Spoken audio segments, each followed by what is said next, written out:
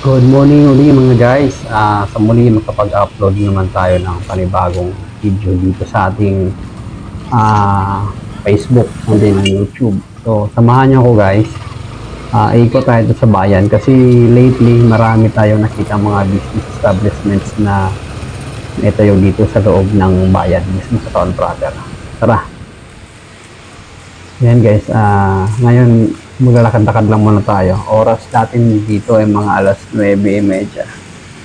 Hindi masyadong matao.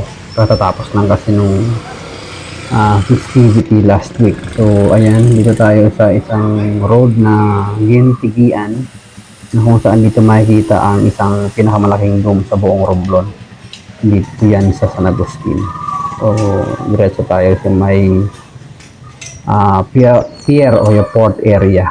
So dahil maaga pa guys, wala pa masyadong mga pasahero sa ganyang oras. Usually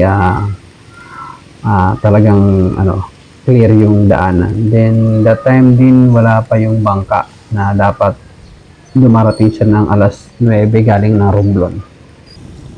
So yan ang San Agustin Port Terminal. Pagka umaga, ganyan ang view niya. Pero pag hapon yan guys, ang daming tao. Dahil dalawang barko ang nanggagaling sa magkabilang isla ng Romblon at Tablas. Then dito naman ang hilera ng dalawang hotel, yung isang Camila at saka isang August Inn sa unahan. So ito ay ang tinatawag na Reclamation Road dahil by history yan ay dating beach na tinambakan. So yung kanto, yung kalsadang ito, yun talaga daw ang ng beach noon. So, pabalik tayo dito sa Gintigian, then pasok tayo sa loob ng commercial complex.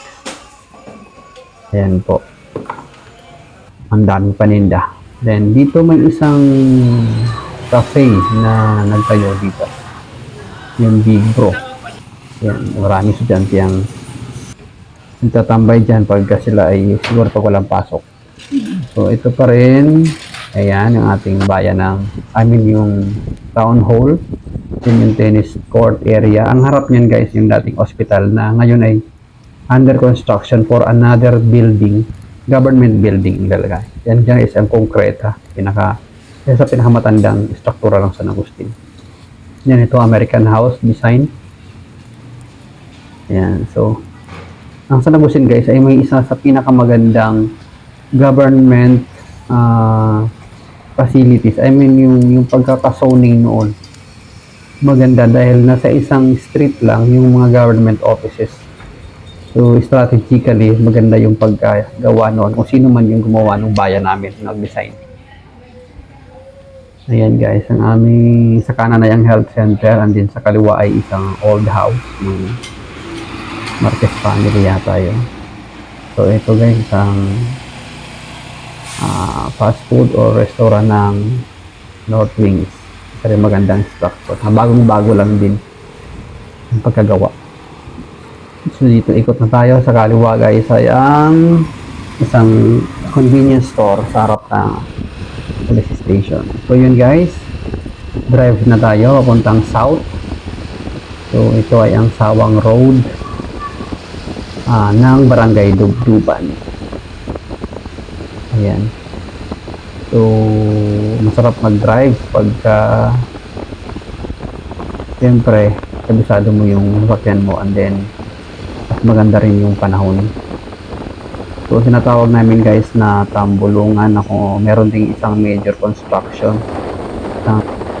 So, yun guys, patapos na tayo sa ating video. Dito na tayo sa may taas ng tambulungan.